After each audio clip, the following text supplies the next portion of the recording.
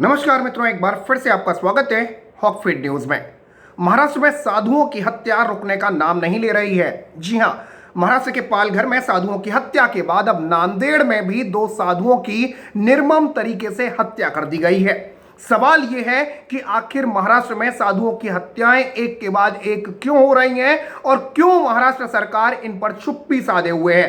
सबसे बड़ा सवाल यह कि पालघर में साधुओं की हत्या होने के बाद भी मित्रों अब तक ये मामला खुला नहीं है, ये राजफाश नहीं हो पाया कि आखिर साधुओं की हत्या क्यों की गई थी पालघर में।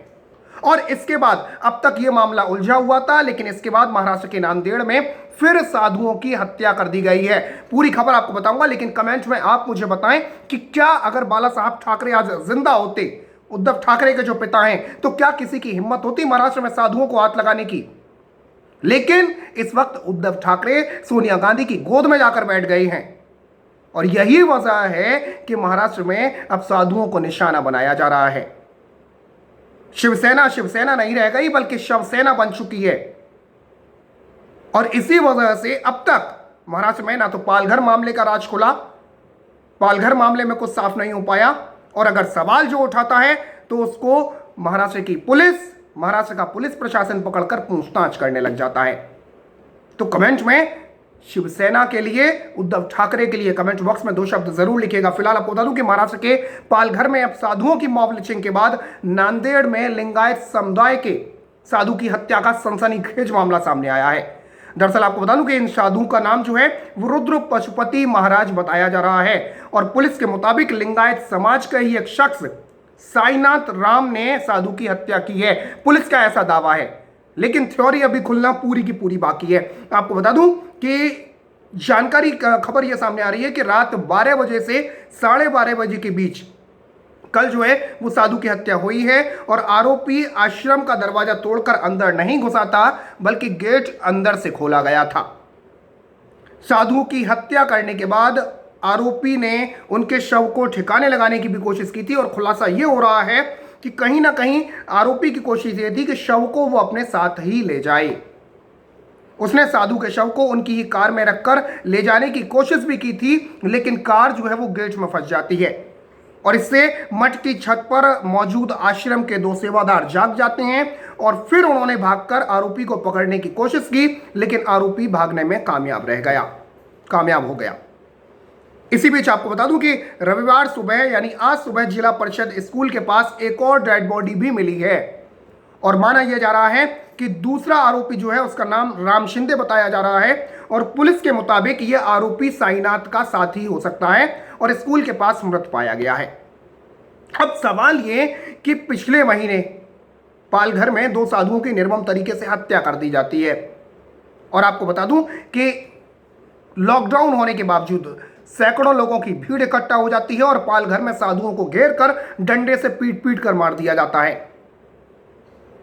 पुलिस वाले सामने खड़े होते हैं, खाकी पहने हुए, जिन पर समाज की रक्षा की जिम्मेदारी होती है, वो सामने खड़े होते हैं, लेकिन वो चुप रहते हैं। उसके बाद महाराष्ट्र सरकार ये सफाई पेश करती है कि पुलिस वाले इसलिए एक्शन नहीं ले पाए क्योंकि उनके हाथों में हथियार नहीं थे। लेकिन मित्रों, खुलासे बार बार हुए, और एक के बाद एक जो खुलासे हुए वो बेहद चौंका देने वाले थे। खुलासा ये हुआ था कि जो साधुओं का, पालघर में जो साधुओं का शव था, उनको भी शवों को पड़ा रहने दिया गया 24 घंटे तक। हत्या के बाद शव तक नहीं उठाए गए। तो क्या जो पुलिस भीड़ से पहले डर रही थी, क्या पुलिस और फोर्स लेकर शवों को नहीं लेकर जा सकती थी? तो ये सीधे सीधे ये बताता है कि कहीं ना कहीं पुलिस प्रशासन ने लापरवाही बरती। और दूसरी बात ये कि मित्रों, ये आपको बता दूं कि पालघर में ये मामला सामने आया था। पालघर में ये खबर सामने आई थी कि कहीं ना कहीं ईसाई मिशनरीज का हाथ हो सकता है। सोनिया गांधी और कांग्रेस को किस कदर हिंदुओं से चिढ़े है, साधुओं से चिढ़े है, ये पूरा देश जानता है। और इसके बाद आपको बता दूं कि महाराष्ट्र में वही सरकार है। महाराष्ट्र में शिवसेना की सरकार जरूर हो, उद्धव ठाकरे इस वक्त मुख्यमंत्री जरूर हो, लेकिन जिस तरीके से वो इस वक्त खुद को सेकुलर ब्रिगेड में शामिल करने की कोशिशों में लगे हुए हैं, और जिस तरीके के जो आदेश वो पारित कर रहे हैं, तो ये पूरी दुनिया देख रही है, पूरा देश देख रहा है। और इस वक्त आपको बता दूं कि महाराष्ट्र में साधुओं की हत्या एक के बाद एक हो रही है, लेकिन सवाल उठाने वाला कोई नहीं है। अब सवाल यह कि इन साधुओं ने आखिर किसी का क्या बिगाड़ा है, और क्या महाराष्ट्र पुलिस प्रशासन या महाराष्ट्र सरकार, शिवसेना, क्या उस वक्त भी इतने उदासीन रहते?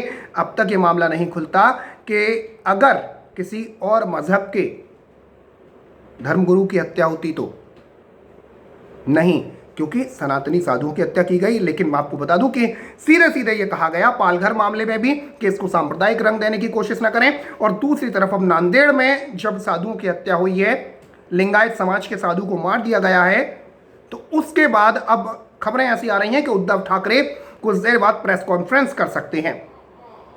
प्रेस कॉन्फ्रेंस में क्या कहेंगे ये अलग बात है, लेकिन सबसे बड़ा सवाल ये मित्रों, सवाल इस बात का है कि क्या महाराष्ट्र में अगर आज बाला साहब ठाकरे जिंदा होते तो क्या किसी की हिम्मत होती साधुओं को हाथ लगाने की, सनातन समाज को हाथ लगाने की? नहीं। लेकिन उनके सुपुत्र हैं उद्धव ठाकरे। उद्धव ठाकरे जिनकी सरकार चल रही है, शिवसेना की सरकार है, कांग्रेस और एनसीपी के साथ मिलाकर, और उसके बाद लगातार साधुओं की हत्याएं हो रही हैं। आपको बता दूं कि पालघर में जो 2 साधुओं की हत्या हुई थी वो जूना अखाड़े के साधु थे, और जिसके बाद महाराष्ट्र में कानून व्यवस्था को लेकर उद्धव सरकार की काफी आलोचना भी हुई थी। मामला देश भर में चर्चा का विषय बना था। लेकिन इसके बाद लिंगायत समुदाय की साधु की एक बार फिर हत्या हो जाती है, सनसनीखेज मामला सामने आता है, और आपको बता दूं कि गला रेतकर बड़ी ही बेरहमी से हत्या की गई है। तो सवाल ये कि आखिर इतनी बेरहमी से कोई क्यों मारेगा किसी को? आपको बता दूं कि दूसरी जो डेड बॉडी मिली है उसकी पहचान बताई जा रही है राम शिंदे के तौर पर, और कहा यह जा रहा है पुलिस के मुताबिक कि आरोपी साईनाथ का साथी है। भगवान राम शिंदे भी लिंगायत समाज से है, उसकी हत्या साईनाथ ने की या किसी और ने, इस बात की अभी थ्योरी खुलना बाकी है। पशुपति महाराज की हत्या से पहले या बाद में, इन तमाम सवालों पर पुलिस फिलहाल जांच कर रही है। लेकिन पुलिस तो पालघर में भी जांच कर रही थी, अब तक निकलकर कुछ सामने नहीं आया। हालांकि आपको बता दूं कि 150 से ज्यादा लोगों को हिरासत में लिया गया था पालघर मामले में, लेकिन अब तक यह नहीं खुल पाया है कि आखिर पालघर में साधुओं की हत्या क्यों की गई और किसने की। आपको बता दूं कि पशुपति महाराज की जो हत्या हुई है वो 2008 से इस मठ में रह रहे थे, और इस मठ को निर्वामी मठ के नाम से जाना जाता है, जिस मठ में साधु लिंगायत समाज के साधु की हत्या हुई है। इस बीच पशुपति महाराज जी की एक तस्वीर भी जो है वो वायरल हो रही है, और जिसमें आपको बता दूं कि देवेंद्र फडणवीस के साथ खड़े हुए नजर आ रहे हैं पशुपति महाराज। देवेंद्र फडणवीस, आपको बता दूं कि देवेंद्र फडणवीस महाराष्ट्र के पूर्व मुख्यमंत्री हैं, बीजेपी के लीडर हैं, और पशुपति महाराज की तस्वीर उनके साथ सामने आई है।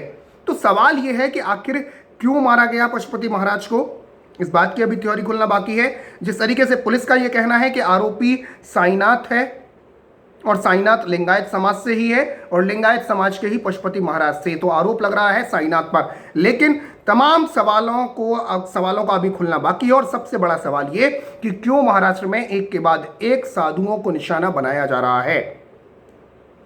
और जो सवाल पूछ लेता है, आपको याद होगा अर्णब गोस्वामी ने सवाल पूछा था, उसके बाद अर्णब गोस्वामी पर न सिर्फ हमला हुआ मुंबई में, बल्कि 200 से ज्यादा एफआईआर दर्ज करा ली गई। और सवाल सिर्फ इतना था, सोनिया गांधी का असली नाम लेते हुए, सोनिया एंटोनियो माइनो असली नाम लिया था, असली काम नहीं बताया था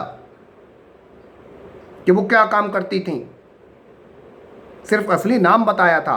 और इस पर पूरी कांग्रेस लाल पीली हो गई थी, कांग्रेस ने सवाल उठाने शुरू कर दिए थे। अर्णब गोस्वामी पर हमला, 200 से ज़्यादा एफआईआर, उसके बाद महाराष्ट्र पुलिस अर्णब गोस्वामी को 12 घंटे तक बिठाकर पूछताछ करती है, जैसे अर्णब गोस्वामी कोई पत्रकार नहीं बल्कि आतंकवादी हो। तो सवाल आप पूछेंगे, सवाल अगर आपने पूछा तो जो कांग्रेस शासित राज्य हैं वो आप पर एफआईआर ठोक देंगे।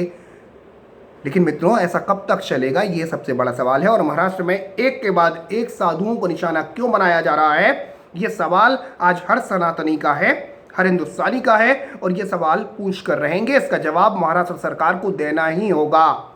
तो मित्रों, इस खबर को ज़्यादा से ज़्यादा लोगों तक शेयर करें। साथ ही साथ देश हित से जुड़ा हुआ चैनल है, चैनल को सब्सक्राइब कर दें और बराबर में जो घंटी का निशान है, जो बेल आइकन है, उसे ज़रूर दबा दें। फिलहाल के लिए इतना ही। जय हिंद, जय भारत, नमस्कार।